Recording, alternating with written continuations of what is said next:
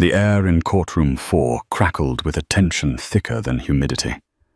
On one side sat my lawyer, David Chen, his face a mask of professional calm that didn't quite reach his eyes. On the other side, an empty chair. My pregnant wife, Annalise, had refused all contact for 2 months. No calls, no mediation, no legal representation. Then this morning a courier delivered a single brown paper-wrapped box to the courthouse. The tag bore my name, Liam O'Connell, and a chilling instruction in Annalise's elegant script to be opened in front of the judge. It wasn't a legal filing, it was a time bomb. And as Judge Sterling finally motioned for the bailiff to bring it forward, I felt my perfectly curated life about to be publicly detonated. Our life, to anyone looking in, was perfect. Not just good, but an aspiration. We lived in a restored Victorian home in the Oak Bay neighborhood of Victoria, British Columbia, a place where old money and new tech fortunes coexisted behind manicured hedges. I was Liam O'Connell, a senior project manager for a successful software development firm, pulling in a salary that afforded us comfort and the quiet luxuries that defined our circle. Annalise Reed. My wife of 4 years was the brilliant, beautiful heart of that life. With a master's degree in art history, she'd been a rising star at a prestigious downtown gallery before we decided together that she would step back to focus on starting our family. And now she was 7 months pregnant with our first child, a son. We'd named him Noah before he'd even made his presence known with a first kick. Our friends Mark and Jessica Riley often joked they wanted to be us when they grew up, usually over a bottle of expensive Cabernet on our back deck, the salty air of the Salish Sea drifting over us. Our weekends were a picturesque montage of farmers' markets, coastal hikes with our golden retriever Winston, and intimate dinner parties where Annalise would hold everyone captive with her passion for the arts and her effortless grace. She was the calm to my ambition, the culture to my code. Where I saw spreadsheets and deadlines, she saw beauty and narrative. She decorated our home not just with an eye for design, but with a story for every piece. The antique sideboard in the dining room was from a little shop we'd stumbled upon during our honeymoon in Quebec. The abstract painting in the living room was by a promising young artist she'd championed at her gallery. Our home wasn't just a house. It was a museum of our love story, and Annalise was its chief curator. When she told me she was pregnant, it was on a Tuesday morning. I was knotting my tie, mentally running through a critical presentation, and she just stood in the doorway of our bedroom, holding the positive test in her hand, with a smile that could have outshone the sun. In that moment, the abstract concept of future snapped into sharp, brilliant focus. It was Noah. It was this house filled with the sound of a child's laughter. It was everything I had ever worked for. I worshipped her. I truly did. I loved the way her nose crinkled when she laughed, the fierce intelligence in her eyes when she debated a topic she was passionate about, the protective way she'd already begun to rest a hand on her swelling belly. So when the first crack appeared, I dismissed it as a fissure, not a fault line. It was a Tuesday, just like the day she told me we were expecting. I came home late, the lingering stress of a project delay clinging to me like a cheap suit. The house, usually warm and filled with the scent of whatever delicious meal Annalise was preparing, was quiet and dark. I found her in the nursery, sitting in the new rocking chair we'd assembled together just last weekend. She wasn't looking at the freshly painted robin's egg blue walls or the hand-carved mobile of woodland creatures hanging over the crib. She was staring at her laptop, her face illuminated by its cold blue light. "Annalise Honey." "You okay?" I asked, loosening my tie. She didn't look up. "Did you know that the average cost of a private daycare in this city is over $2,000 a month?" I blinked, thrown by the question. "That's a lot. But we can handle it, can't we?" I said, with a confident smile moving to rub her shoulders. She flinched almost imperceptibly, and I let my hands drop. "And university," she continued, her voice flat, devoid of its usual warmth, "to guarantee Noah a good education without him taking on massive student loans. Financial advisors suggest a starting fund of at least $100,000. Factoring for inflation, of course." "Annalise, what is this about?" I chuckled, trying to lighten the mood. "Noah's not even born yet. We have plenty of time to plan for all of that. Our finances are solid. You know that." She finally closed the laptop and looked at me. Her eyes, normally the color of warm honey, looked hard opaque. "Are they, Liam? Are they solid?" "Of course," I said a little too quickly. "My promotion came with that bonus last year, and my portfolio is performing well. We're fine, more than fine. I asked you last week if I could see the statements for the investment portfolio," she said, her voice still unnervingly calm. "The one you manage? You said you'd print them out for me." I had said that, and I had forgotten, or more accurately, I had avoided it. "Right. Sorry. It's been hell at work. This new launch has me buried. I'll get them for you this weekend. I promise." She just nodded slowly, her gaze unwavering. It felt less like an agreement and more like a verdict. She stood up, her hand instinctively going to her belly, and walked out of the nursery without another word. I stood there for a long time, the silence of the house pressing in on me. The smell of fresh paint suddenly seemed cloying, suffocating. I told myself it was pregnancy hormones, the nesting instinct kicking into overdrive, a sudden anxiety about the monumental life change ahead of us. It was a plausible explanation. It was a comforting explanation. And it was a lie.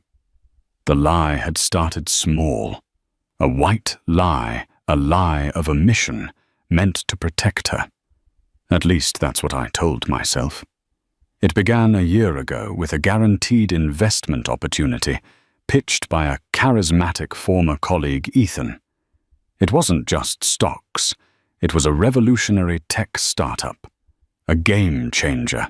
Ethan spoke of IPOs and multi-million-dollar buyouts with such unshakable confidence that it felt like a sure thing. The potential returns were staggering enough to secure not just Noah's future, but the future of our grandchildren. So I moved some money, a significant amount from the portfolio I managed for us. I didn't tell Annalise. Why worry her with the details? I'd surprise her when the investment matured, a grand gesture to show her how much I cared, how I was always planning for our security. But the startup faltered. The projected launch dates came and went. The confident updates from Ethan became more sporadic, more defensive. The money was gone. Panicked, I tried to recoup the loss. I made another investment, this one riskier. I leveraged our assets. I fell deeper into the hole, all the while maintaining the facade of our perfect, financially secure life. Every time Annalise asked about our finances, a cold knot of dread would tighten in my stomach. I'd show her the healthy statements from our main accounts, conveniently omitting the cratering losses from the separate investment account I'd set up. I was running a marathon of deceit, and I was getting tired. The week after the tense conversation in the nursery was a masterclass in avoidance. I bought her a beautiful, expensive maternity dress she'd admired, hoping the gesture would paper over the cracks. I booked a prenatal massage for her at a luxury spa. I was attentive, complimentary, and unfailingly cheerful. She accepted the gifts and the gestures with a quiet, unnerving politeness. The warmth was gone. She moved through our beautiful home like a ghost, her smile never quite reaching her eyes. The explosion happened on a Saturday. I was in my home office, frantically trying to track down Ethan, whose phone now went straight to voicemail. Annalise appeared at the door, holding a piece of mail. It was a registered letter. "This came for you," she said. "It's from a company called Viridian Holdings." My blood ran cold. Viridian Holdings was the shell corporation for the second disastrous investment. It was a final notice of default. "It's nothing," I said, snatching it from her hand. "Just junk mail." "It was registered mail, Liam. You had to sign for it." I saw the postman. Her voice was dangerously quiet. "I want to see it." "Annalise, it's business stuff. It's complicated and boring. You don't need to worry about it." "Worry me?" she said, her chin jutting out with that familiar stubbornness I once found so endearing. "Show me the letter." "No." I said, my voice sharper than I intended. "It's my business. Just drop it." The look on her face shifted from suspicion to a deep, profound hurt. "Your business? I thought we were a family. I thought this was our life, our future. The one I gave up my career for. The one I'm carrying our son into." The argument escalated quickly, fueled by my panic and her rising sense of betrayal. Voices were raised. The carefully constructed walls of our perfect life began to crumble. "Why won't you just be straight with me?" she cried, tears finally streaming down her face. "What are you hiding, Liam? I am protecting you," I yelled back, the words tasting like ash in my mouth. "I handle the finances. That's how it works. You don't need the stress of this right now." "The stress?" She laughed, a bitter, broken sound. "The stress is living with a man. I suddenly feel like I don't even know.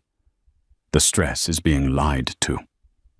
She turned and walked out of the office. I heard her go upstairs, the sound of drawers opening and closing. I collapsed into my office chair, my head in my hands. The threatening letter from Viridian Holdings crumpled in my fist. I thought I'd let her cool off. I'd go up in an hour, apologize, and finally come clean. I'd explain everything, how I'd only been trying to build a better future for us, how I'd fix it. But when I went upstairs an hour later, the house was silent again. A suitcase was missing from the top of our wardrobe. Her toiletries were gone from the bathroom. Her car keys were no longer in the bowl by the door. Her car was gone. She had left. The first 48 hours were a blur of frantic calls and texts, all unanswered. I called her mother, who informed me in a voice dripping with ice that Annalise was safe but would not be speaking to me. I called Mark and Jessica, but they hadn't heard from her. Panic gave way to a simmering anger. How could she do this? She was 7 months pregnant. She was emotional. She was overreacting. I was the victim here, misunderstood and abandoned. A week later, a courier delivered an envelope to my office. Inside, there were no tearful letters, no demands for an explanation. Just cold, hard legal documents. She had filed for divorce. The petition was concise and brutal, citing irreconcilable differences. The final page was a motion to be filed with the court, requesting the immediate and exclusive use of our home. Her reasoning was stark as a pregnant woman nearing her 3rd trimester. With no independent income, she required stable housing. My anger morphed into sheer disbelief. My home. The home I paid for. This wasn't the Annalise I knew. The sensitive, art-loving woman I married had been replaced by a cold, calculating stranger. I immediately called the top-rated family law attorney in Victoria, a shark named David Chen. During our first meeting, I laid out my version of the story. A hormonal, irrational pregnant wife who had abandoned our marriage over a minor disagreement about finances. I was reasonable. I was heartbroken.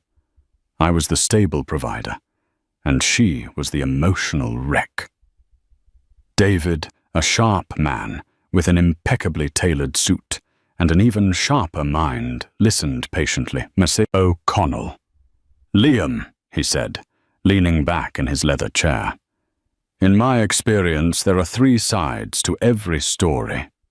His side, her side, and the truth. You've given me your side. We've received nothing from hers. No lawyer has contacted us. No counter-petitions have been filed. She's gone completely silent." "So what does that mean?" I asked. "It means she's either going to come back to her senses and drop this whole thing," David said, "or she's building a case. Her silence is unusual. It could be a strategy. A strategy for what I scoffed. She has nothing. I have been a perfect husband." David just looked at me. "Let's hope the judge agrees with you. In the meantime, we fight her motion for the house, we file a counter-petition, and we try to force her into mediation. We will paint a picture of a loving, stable husband who desperately wants his wife and unborn child to come home. For the next 2 months, that's exactly what we did. We sent letters. We filed motions. We left voicemails. And from Annalise's side, there was nothing but a profound, unnerving silence. The legal process churned on in a vacuum. It felt like I was fighting a phantom. The lack of response was maddening. It made me look unreasonable, aggressive, even as my lawyer filed motion after motion that went completely unanswered. Then the court date was set to hear the preliminary motions, including the one about who got the house. And still no lawyer for Annalise was on record. She was going to represent herself. It was insane. She'd be eaten alive. The morning of the hearing, I stood in front of my closet, picking out a suit. I chose a conservative navy blue, a responsible husband suit. I felt a surge of confidence. The judge would see a composed, successful man and would likely order Annalise, the runaway pregnant wife, into mandatory mediation. We'd sort this out. She'd see reason. That's when the doorbell rang. It was a court courier. He handed me a small box about the size of a shoebox, wrapped in simple brown paper. My name was on the tag, and below it, the instruction that made the blood drain from my face to be opened in front of the judge. It was from her. It was the first communication I'd had from my wife in 2 months, and it wasn't a letter. It wasn't a legal document. It was a package, a mystery box, a Trojan horse delivered right to my doorstep on the morning of our reckoning. The box sat on the passenger seat of my car on the way to the courthouse, an inert, brown paper-wrapped threat. I didn't touch it. I barely looked at it. It felt radioactive, humming with a malevolent energy that filled the small space of my BMW. What was inside? What game was Annalise playing? I met David Chen on the courthouse steps, holding the box like it was a venomous snake. His usual professional composure evaporated the moment he saw it, and read the tag. "Good God," he murmured, taking it from me and testing its weight. It wasn't heavy. A few pounds at most. This is irregular. Highly irregular. What is it, David?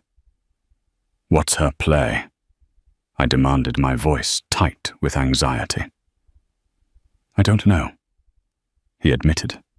His eyes narrowed in thought as we walked through the marble-floored lobby. It's a tactic, a theatrical one. She's bypassing discovery, avoiding the normal legal channels. She wants to create a moment of high drama in the courtroom. She's counting on the element of surprise. We passed through security, the box sliding through the X-ray scanner without incident. No weapons, at least. Just something. Surprise me with what I hissed as we found a quiet corner. Our wedding album, a copy of What to Expect When You're Expecting. She has nothing on me, David.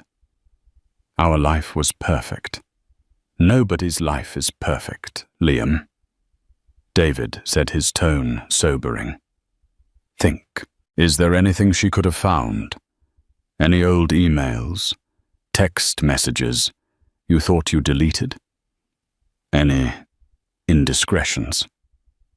He looked at me pointedly. No. Absolutely not, I said with complete honesty on that front. I had never cheated on Annalise. My betrayal was financial, not physical, and I was certain I had covered my tracks perfectly. The secret investment accounts were paperless, the emails from Ethan sent to a private address.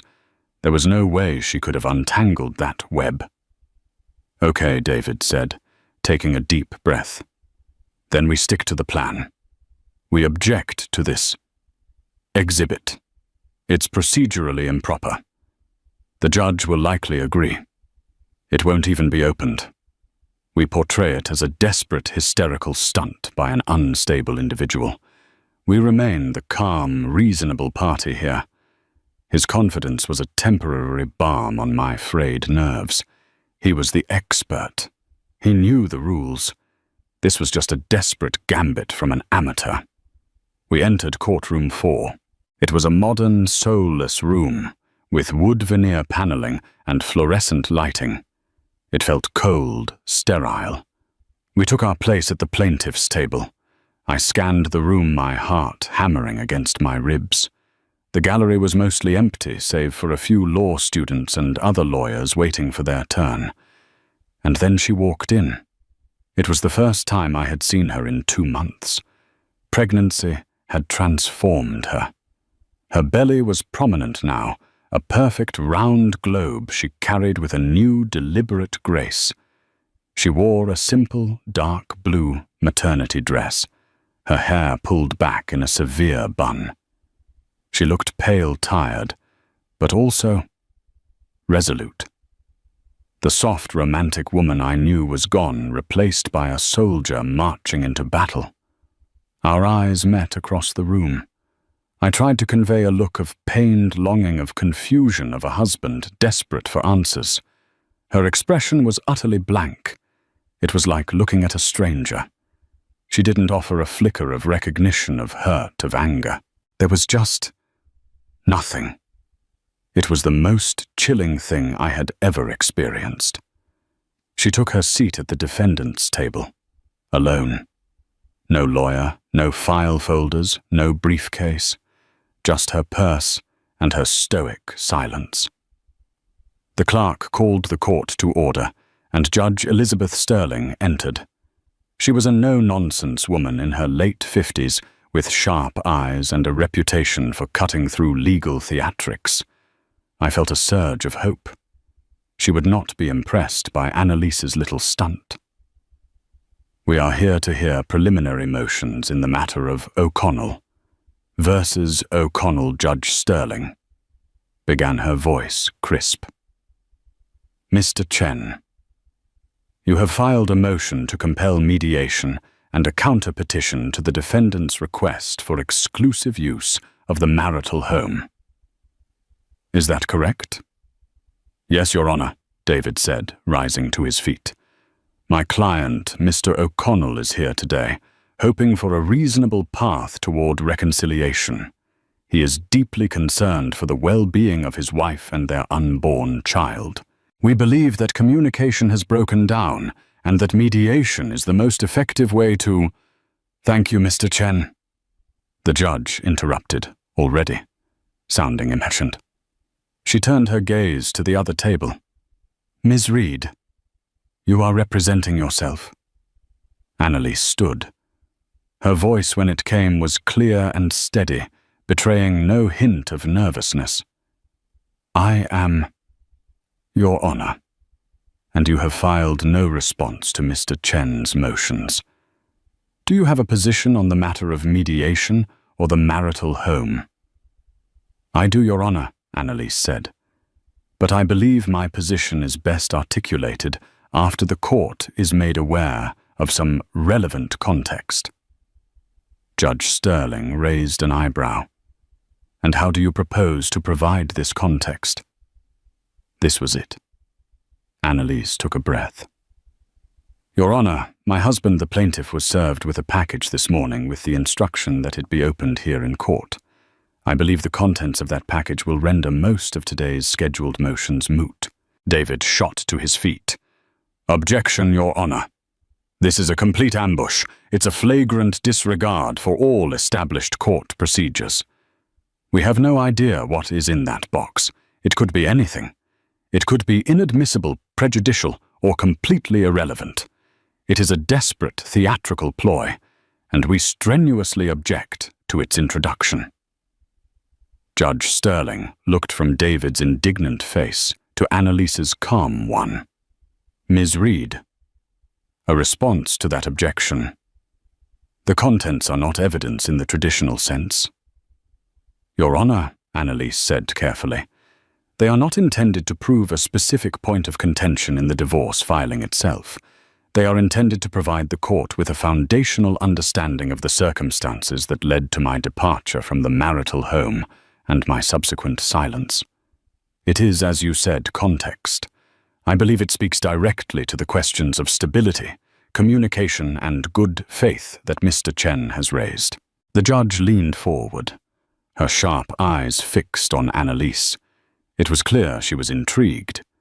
The calculated, intelligent words from the supposedly hysterical wife did not match the picture David had been painting. You are making a very unusual request, Ms. Reed. The judge said, her tone cautious. You are asking me to suspend the normal order of proceedings to indulge in a bit of courtroom theater. I am asking the court for 3 minutes of its time, Your Honor, Annalise replied. I believe it will save us many hours in the long run. The silence in the courtroom was absolute. I held my breath. I could feel the sweat trickling down my back. This was my life being debated. My narrative, my carefully constructed identity as the good husband was on the line. I shot a panicked look at David, but he was staring at the judge, his jaw tight. Judge Sterling held her gaze on Annalise for a long, tense moment. Then she sighed, a flicker of something frustration in her eyes. Mr. Chen, I appreciate your objection, and you are procedurally correct, she said, her voice firm. However, family court often deals with unconventional circumstances. Given that Ms. Reed is representing herself and is in an advanced stage of pregnancy, I am willing to grant a small amount of latitude. She looked down from her bench at the box which David had placed on our table. Bailiff, please bring the package to the witness stand. My heart stopped. David's objection had been overruled. The bomb was going to be detonated. Your Honor, I must object for the record. David said, his voice strained. Your objection is noted, Mr. Chen. And overruled, the judge said, her tone final. Let's see what's in the box.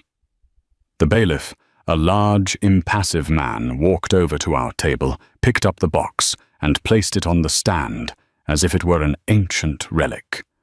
All eyes in the courtroom were fixed on it. It looked so small, so ordinary. Yet it held the power to either vindicate me or destroy me. I looked at Annalise. Her face was still a mask of calm, but I saw her hand resting on her belly, trembling slightly. This was costing her. It was a massive gamble. As the bailiff's hand reached out to break the seal, I realized I had no earthly idea what she was capable of. I had underestimated the woman I married, and I was about to find out just how badly.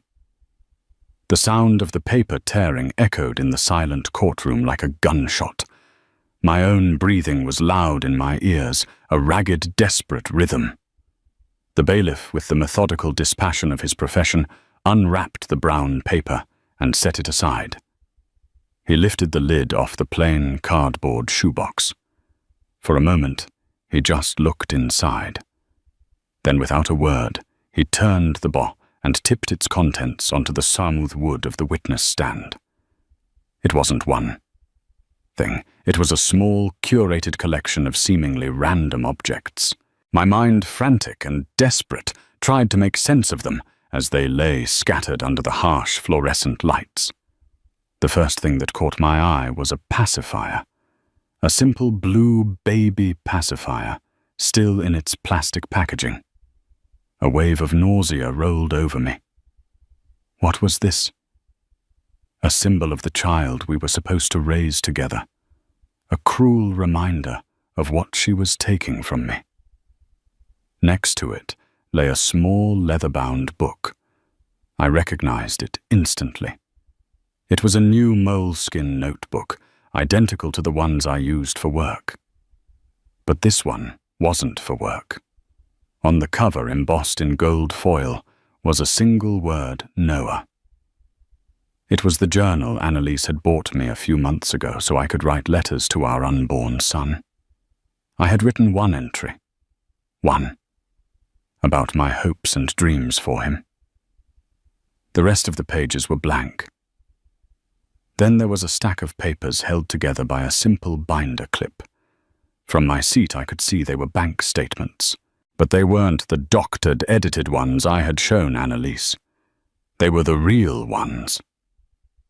The statements for the secret investment account I had opened with Viridian Holdings. I could see the massive initial transfer from our joint savings. I could see the catastrophic plunging red numbers that chronicled its demise. My blood turned to ice. How had she gotten those? They were paperless statements, sent to a secure email address only I had access to. Beside the statements was a single photograph. It was of a man smiling broadly, standing with his arm around another man in front of a sleek, modern office building with the name Innovate Dynamics on the glass doors. The man smiling was Ethan, my charismatic former colleague. The other man was not me. And finally, there was a small velvet pouch. The bailiff, at a nod from the judge, opened it and emptied its contents. Out rolled a single perfect Akoya pearl. I stared at the collection of items, my mind reeling. A pacifier, a journal, bank statements, a photograph, and a pearl. It was nonsense, a random assortment of junk. David was right. This was the act of an irrational person. I felt a surge of relief so powerful it almost made me dizzy. She had nothing. This was pathetic. David leaned over to me, whispering furiously. "This is it. This is our opening. It's incoherent. She's lost her mind. Let her talk. Let her dig her own grave." Judge Sterling stared at the items on the stand for a long time, her expression unreadable. She looked less like a judge and more like an art critic examining a bizarre installation. Finally, she looked at Annalise. "Ms. Reed," she said, her voice laced with a dangerous calm. "This is your context." "It is your honor," Annalise said.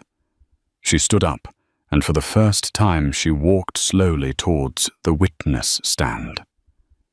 Her hand resting on her belly, as if to draw strength from the life within it. She stood beside the scattered items, a curator ready to explain her exhibition. "Your Honor," she began, her voice resonating with a quiet power that commanded the attention of everyone in the room. "Mr. Chen has painted a picture of me as an emotional, unstable woman who fled a loving marriage for no reason. He speaks of my husband's desire for reconciliation. These items are my response." She picked up the pacifier. "This is a pacifier for my son Noah," she said, holding it up. "It cost $3.99 at the pharmacy. For the past 3 months, as I have been living with my mother, I have been buying things like this. Diapers, onesies, wipes, small things. Because while my husband speaks of providing for his family, he was systematically eliminating our ability to afford even the most basic necessities for our child." She then pointed to the stack of bank statements. "These are the statements from an account with Viridian Holdings, an account my husband opened, without my knowledge, using $150,000 from our joint savings money we had earmarked for this baby for our future. He told me it was in a low-risk mutual fund. As you can see from the statements, he invested it all in a single, high-risk tech venture that has gone bankrupt. The money is gone, all of it." A collective gasp rippled through the courtroom's gallery. David was on his feet, but the judge silenced him with a single, sharp glare. I felt like I couldn't breathe. The courtroom walls were closing in. It was true, every word of it. But how did she know Annalise then picked up the moleskin journal? "This is the journal I gave my husband, so he could write down his thoughts for our son. He wrote one entry full of beautiful words about wanting to be a good father, a provider, a role model. He wrote that entry on a Tuesday. The very next day, Wednesday, according to the bank records, he made a second transfer of $50,000 to another shell corporation chasing his losses. He was writing promises to our son with one hand while gambling away his future with the other." Her voice trembled for the first time, thick with a pain that was raw and real. She placed the journal down gently, as if it were a fragile, sacred object. Then her composure returned colder and sharper than before. She pointed to the photograph of Ethan. "This man is Ethan Cowell. He is the man my husband told me was his former colleague who pitched him the can't-miss investment. I did some research.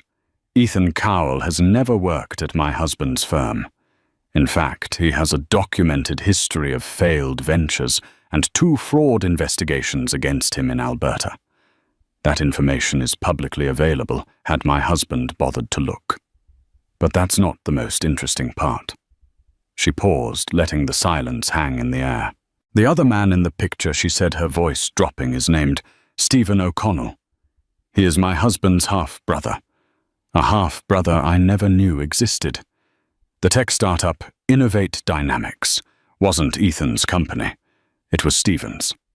My husband didn't invest with a colleague. He gave our life savings to a secret brother he has been supporting for years, funding a fantasy while lying to me about it, every single day." The courtroom erupted in murmurs.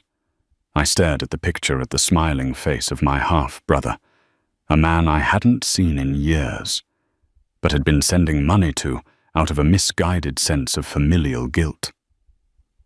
A man Annalise wasn't supposed to know existed. My carefully constructed world wasn't just cracking. It was being systematically dismantled, piece by piece in front of a judge and jury of strangers.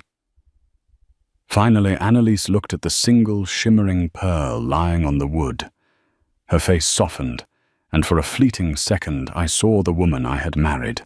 "And this," she said, her voice barely a whisper. "This is the pearl." The pearl seemed to absorb all the light in the room, a tiny sphere of luminescence against the dark wood of the stand. It looked out of place amongst the harsh evidence of financial ruin and familial deceit. It was an object of beauty in a landscape of ugliness. Judge Sterling leaned forward, her brow furrowed. "Ms. Reed." She prompted, her voice softer now, stripped of its earlier impatience. "What about the pearl?" Annalise didn't pick it up. She just looked at it, and when she spoke, she was no longer addressing just the judge, but everyone. It felt like she was finally addressing me. "For my 30th birthday, 2 years ago, Liam gave me a beautiful string of Akoya pearls," she said, her voice regaining its strength. "He told me they were a family heirloom, passed down from his grandmother. He told me his grandfather had given them to her on their wedding day, and that his own father had given them to his mother. He said the O'Connell tradition was to give these pearls to the woman you intended to spend your life with. It was the most romantic story I had ever heard." She paused, taking a shaky breath. I remembered that day perfectly. The look of pure joy on her face as I fastened the cool, heavy strand around her neck. The story had been a lie, of course. I'd bought the necklace from a high-end jeweler downtown. But it was a beautiful lie, a harmless one meant to create a sense of history and permanence for us, for our new family. I cherished that necklace, Annalise continued, her eyes glistening with unshed tears. I wore it for every important occasion. It represented our history, our future. It connected me to a family legacy I was so proud to be a part of. When I found out I was pregnant with Noah, I would hold the pearls and imagine one day telling him the story of passing them on to his wife. She finally met my gaze across the courtroom. The blank mask was gone, replaced by a look of such profound and searing disappointment that it felt like a physical blow. "Last month, after the fight in your office, Liam, after you yelled at me for asking to see a single piece of paper about our finances, I started to feel like I was standing on a floor that was giving way. Nothing felt real. That night I couldn't sleep. I went downstairs and I needed to touch something solid, something true. I took out the pearl necklace." She gestured towards the stand. "I've always been detail-oriented. It's the art historian in me. I noticed the small things. The clasp on the necklace had always been a little loose. I decided to look at it more closely to see if it needed repair. On the back of the clasp, there was a tiny, almost invisible inscription, an engraver's mark. I'd never noticed it before. My heart hammered in my chest. I had no memory of an engraver's mark. "Out of curiosity, I looked it up," Annalise said. "It wasn't an old heritage jeweler. It was the mark of Davigny and Sons, a well-known luxury jewelry store right here in Victoria. The next day I took the necklace to their store. I told them I had inherited it and was interested in its provenance. The manager was very helpful. He looked up the sales record." She paused, her gaze locking onto mine. "This was the kill shot. He confirmed the necklace was purchased 2 years ago by my husband. It wasn't a family heirloom passed down through generations of O'Connells. It was bought and paid for with a credit card. The beautiful story, the tradition, the connection to his family that he had sold me. It was all a fabrication, a lie designed to make me feel cherished, while the truth was that my husband was a man who would lie about anything, big or small, to create the perfect picture that he wanted. The courtroom was utterly still. The financial ruin was one thing. That was about money. But this was about our story, our love. She had taken the very foundation of our relationship and exposed it as a fraud. That night, Annalise's voice dropped to a near whisper. I realized that if the pearls were a lie, everything could be a lie. If the story of our past was a fabrication, what did that say about the future he was promising me, promising our son? So I started digging. The final pieces of the puzzle clicked into place with horrifying clarity. It started with the computer in his home office. He always used the same password for everything. Our anniversary. Ironic, isn't it? A bitter smile touched her lips. It took me less than an hour to find the private email account, to find the emails from Ethan Cowell and the ones from his brother Stephen, to find the links to the e-statements from Viridian Holdings. It was all there. A whole secret life, a whole secret family, a whole secret financial catastrophe. She looked directly at the judge. Your Honor, that is my context. That is why I left the marital home. I didn't flee because of a hormonal whim. I fled because I discovered I was married to a stranger, a man who built our entire life on a foundation of lies, and that is why I remained silent. She continued, her voice ringing with conviction. I knew if I confronted him, he would lie more. He would charm and manipulate and gaslight me just as he had for years. He would hire an expensive lawyer like Mr. Chen to paint me as crazy and irrational. So I did the only thing I could think of. I left, and I gathered the truth. Not allegations, not accusations. The simple, physical, undeniable truth. She gestured to the items on the stand. The pacifier, the journal, the statements, the photo, the pearl. This box is not a legal filing, Your Honor. It's a story. The story of a good husband. The pacifier he couldn't afford. The journal of promises he couldn't keep. The savings he gambled away. The secret family he funded with our money, and the beautiful lie he told me to win my heart. She finally turned and looked squarely at me. All pretense gone, her face a mask of cold, righteous fury. I sent no lawyer because the truth doesn't need a lawyer. I sent no statement because the evidence speaks for itself. I asked for this to be opened in front of you, Judge, because I wanted you to see the man I was married to, not the fiction he and his lawyer were prepared to sell you. She rested her case. She had said her piece. She walked back to her table, sat down, and placed a protective hand over her son. Her work was done. I looked at David. His face was pale. His professional mask shattered. He was staring at the witness stand, at the 5 simple items that had just dismantled his entire case and my entire life. He opened his mouth to speak, to object, to say something, but no words came out. What could he say? What defense is there against the truth? Judge Sterling slowly surveyed the scene. Her eyes moved from the items on the stand to Annalise's resolute face, and finally to me. Her expression was one of utter contempt. Mr. O'Connell, she said, her voice like chipping ice. Do you have anything you'd like to say? The entire courtroom turned to look at me. I was no longer Liam O'Connell, successful project manager, loving husband. I was a fraud, a liar, a gambler who had been caught. The navy blue suit felt like a costume. My throat was dry. I opened my mouth, but like David, I had nothing. No words, no defense. No lies left to tell. The silence was my confession. The silence stretched thick and suffocating. Every tick of the clock on the wall felt like a hammer blow against the anvil of my public humiliation.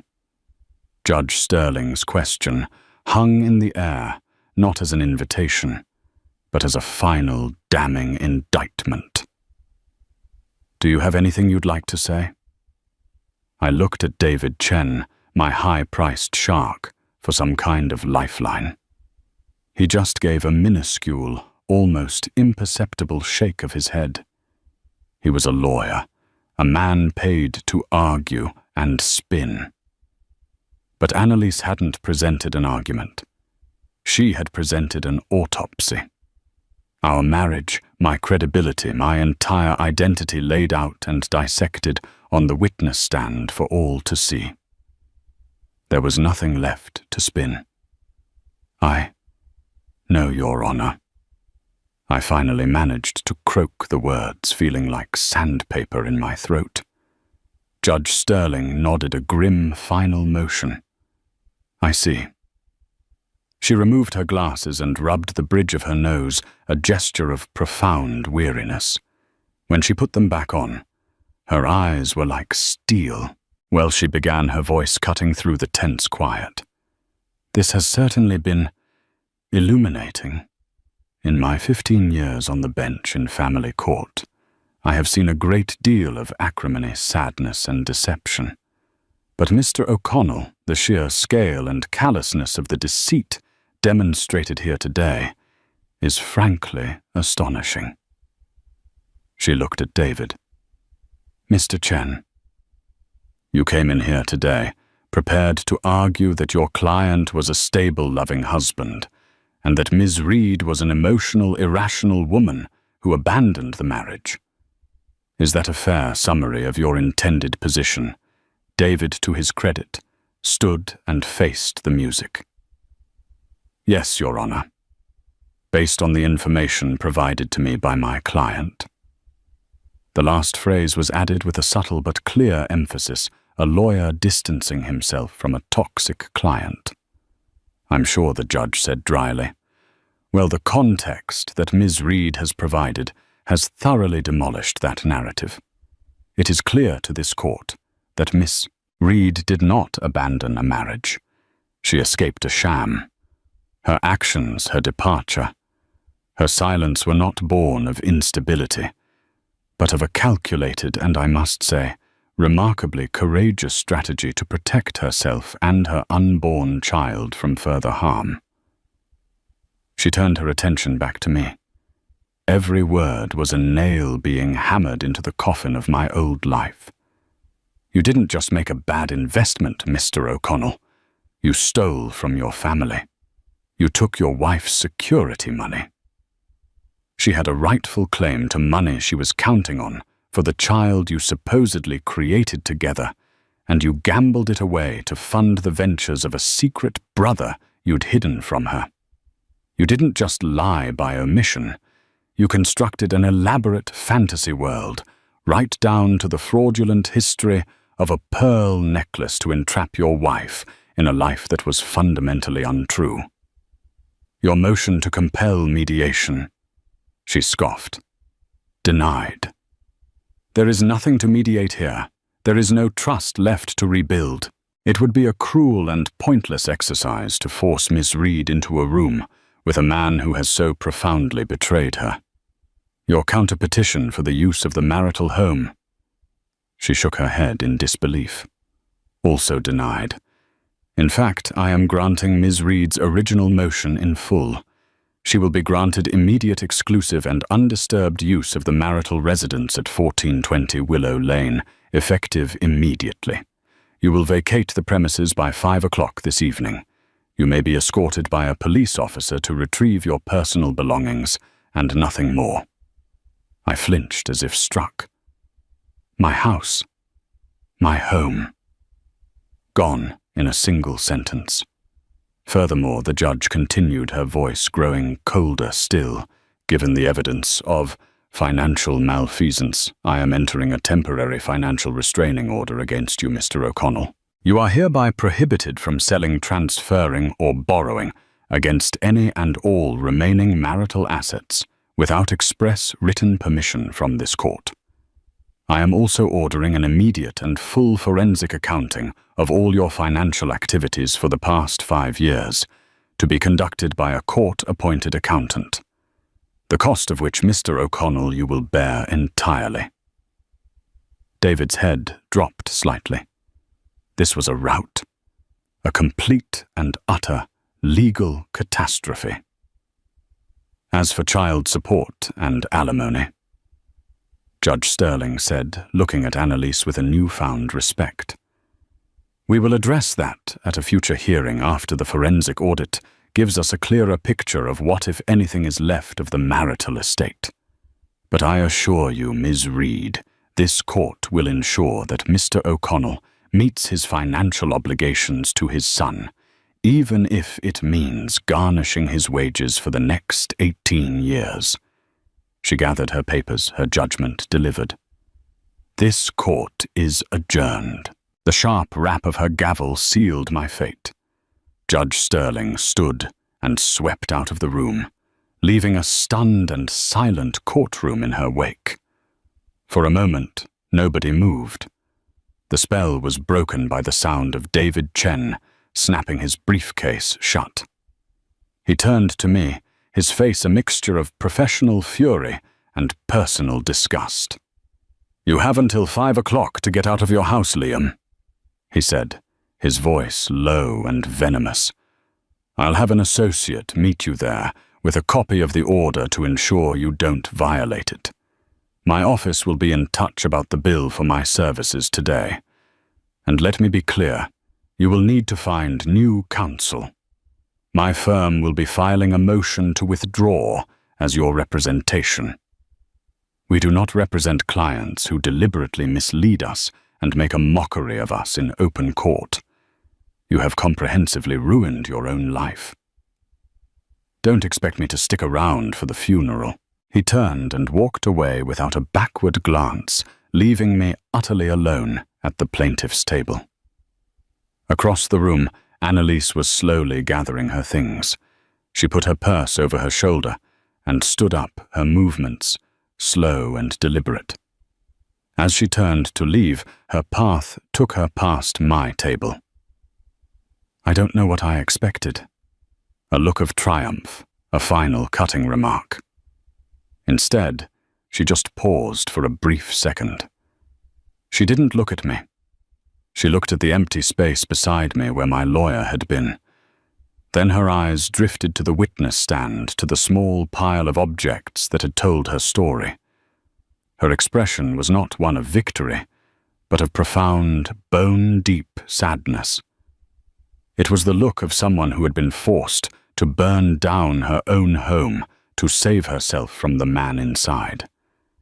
And then she was gone. I sat there in the empty courtroom for what felt like an hour, but was probably only a few minutes. The bailiff eventually came over. "Sir," he said not unkindly, "you have to leave." I stood up on unsteady legs. I walked out of the courtroom past the gallery of strangers who had just witnessed my complete immolation and into the harsh, indifferent light of the afternoon. My phone buzzed in my pocket. It was a message from my boss. "Need to see you in my office. Now." The news had traveled fast.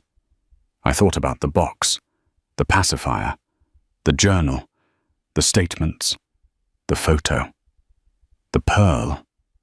It wasn't just a box of things. It was a perfectly constructed narrative. Annalise, the quiet, sensitive art historian, had curated her final exhibition. And the subject had been me.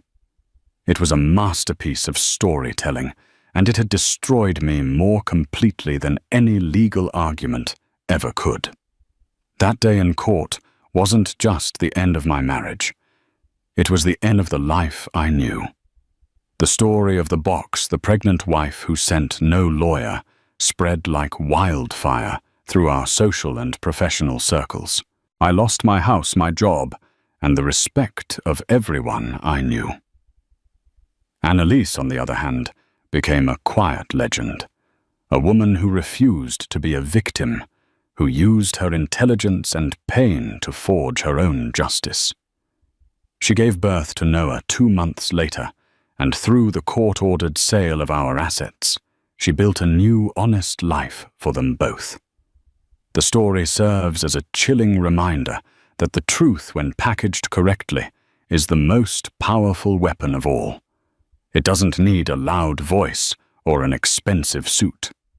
Sometimes it just needs to be opened in front of a judge. Thank you for listening to this real-life drama. The story of Liam and Annalise is a powerful lesson in betrayal strategy and the devastating power of the hidden truth. If you were moved or shocked by this story, please hit that like button and share it with someone who appreciates a story that's stranger than fiction. What did you think of Annalise's tactic? Was it genius or did she go too far? Let us know in the comments below.